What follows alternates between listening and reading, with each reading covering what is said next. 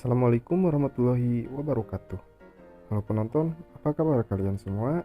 Saya doakan semoga kalian semua baik-baik saja. Di video kali ini, kita akan belajar menyambung pipa 2 in dengan ketebalan 0,8 agar hasilnya bagus.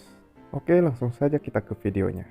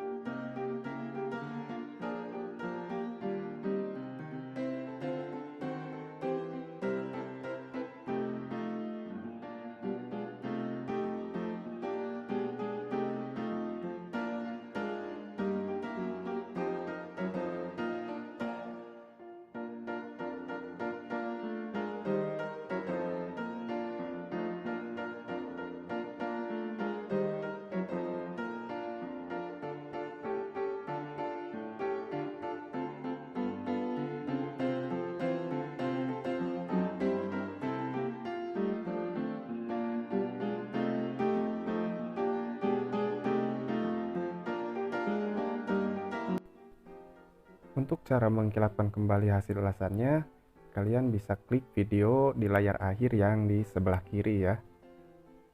Mungkin itu saja video untuk kali ini. Semoga videonya bisa bermanfaat untuk kita semua. Assalamualaikum warahmatullahi wabarakatuh.